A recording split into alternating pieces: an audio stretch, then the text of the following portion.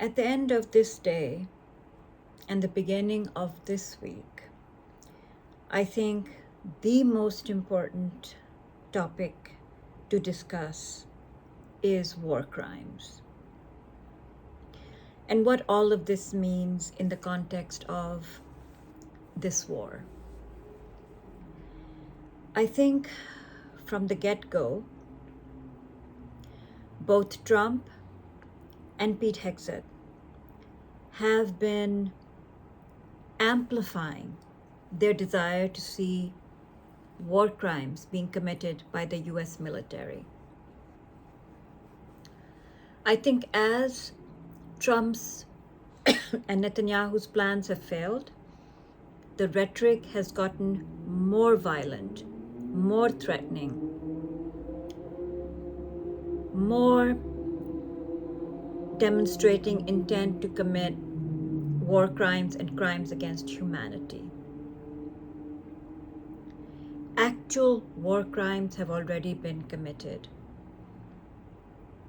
The US military, from the jump, targeted an elementary school and killed at least 175 elementary school children using a bomb or a missile that the New York Times says was untested. So those children were actually guinea pigs for the US military's new weaponry. Then they bombed a gymnasium and killed more young people. Then Trump is claiming that he ordered the bombing of a very critical bridge in Iran. America's bosom buddy Israel has made it a feature of their conduct of war to commit war crimes. It's a feature. It seems war crimes is the objective and is the end. It is what they want to do. It is not a consequence of war. It is the war for Israel. Their defense minister is saying that Israel will hit infrastructure with full force. Israel's ex-defense minister is telling Trump to flatten Iran. Netanyahu is saying that Iranians are Amalek, which means they should all be annihilated, no sign of life. And Trump himself is saying today that Iran can be taken out in one night, and that could be tomorrow. And he expounds on that by saying that Iran will be totally decimated, totally annihilated. Bridges, power plants, electricity grids, everything that gives life will be wiped out. And he may give that order tomorrow. So The Guardian is asking a vital question. Trump threats cause dilemma for US officers, disobey orders or commit war crimes. Today, NPR has done 2 segments on war crimes. What it means, what are all the laws, what are American troops being asked to do. Some are already war crimes. Some are potential war crimes. What does this mean for American service members who've actually participated in committing what could be classified as war crimes? Journalists today in Trump's insane presser being held with the military commander, with the general who will be asked and has been asked to execute on these orders. Journalists have uttered the words war crimes. What you are saying, Mr. President, could be war crimes. Trump says he doesn't care, they are animals. In his walkabout in the garden prior to the presser, Trump said that Iranians are very upset when they don't hear bombs going off. They want to hear bombs going off. And journalists have brought that up again. How can that even be possible? Oh, because we have intercepts. We know they're happy. This is what is being said by the President of the United States, who is the Commander-in-Chief of the Armed Forces. The question is, what he is asking for are war crimes. Will the military commanders and people lower down be held liable for committing war crimes? Clearly, experts in America are worried. Not only are they penning letters warning that international law is being violated, war crimes statutes may apply, but they're openly talking to the media about it. So let me try to simplify what I know about what the precedent has been. Let's start with Nuremberg. Nuremberg were the war crimes tribunals held after World War II to prosecute Nazis. The high level of the Nazis under Hitler, as well as the lower level Nazis who were committing war crimes. For instance, those who were, guarding the camps, the internment camps, the concentration camps, those who were carrying out orders to annihilate people, exterminate people. What Nuremberg set as a precedent was that I was just following orders is not a sufficient defense when those orders are illegal and constitute war crimes. And Nuremberg principle has flowed down into the military's uniform code of conduct, into Geneva Conventions, into the laws of war. After World War II, many of these, kind of stops to horrors were attempted to be instituted. But of course, many violations have taken place, and one of the most in front of our eyes in Gaza. And the fact that Israel was not stopped and not held accountable, in fact, those organizations like the ICC and ICJ that tried to hold them accountable were themselves attacked and attempted to be dismantled. Of course, Israel is neither a signatory to the ICC nor to the ICJ, nor is the United States. Because the United States have always claimed that US law is strong enough and we're not going to subject American soldiers to international law. But that is no safeguard. In any case, Nuremberg set the precedent that I was only obeying orders is not a sufficient defense when the order is so egregious to committing a war crime.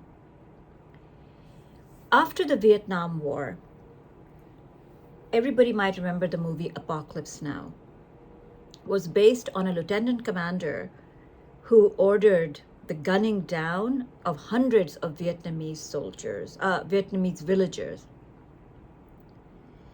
He was prosecuted, and He claimed that he was only following orders, and the court said, no way.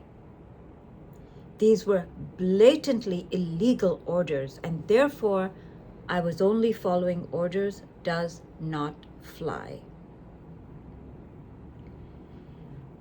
So when Hegseth or Trump order what seems to be blatantly illegal war crime, crimes against humanity type orders, the question is, what will the military do? What will be the future liability for those who have carried out these acts? As one expert said today on NPR, it may not happen tomorrow, it may not happen day after tomorrow, or next year. It may happen 5 years from now, 10 years from now. These issues have very long memories. And there is something called the law of universal jurisdiction. Most countries in the world are signatories to the law of universal jurisdiction.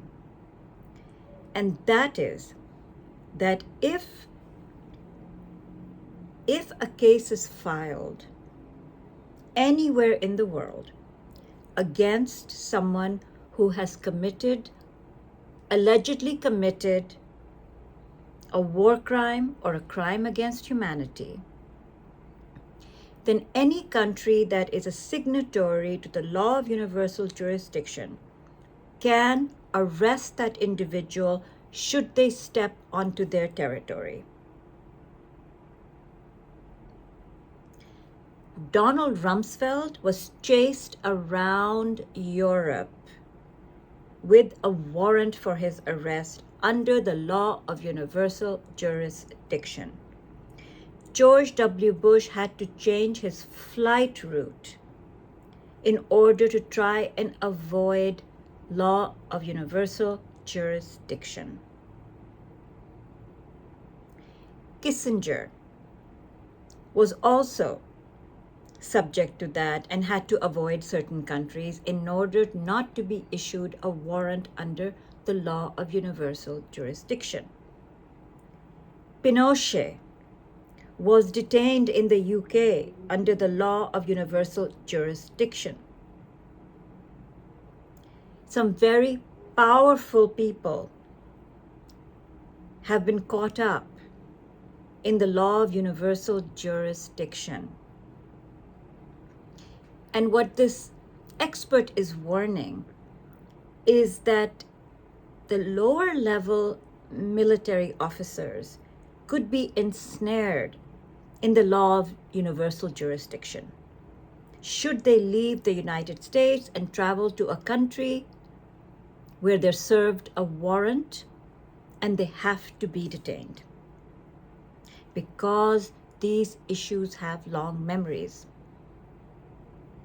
We're still seeing that in the Iraq War. Now, Trump may pardon people who are convicted of war crimes in U.S. courts, because U.S. courts can also convict people of war crime. There is a war crimes statute on the books in the U.S. So war criminals can be convicted. Hegseth came into Trump's purview because he insisted on pardoning some of the people who were convicted under war crimes.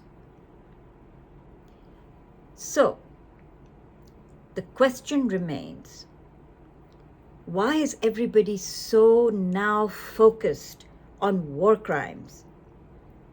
Because the President of the United States is overtly, publicly, repeatedly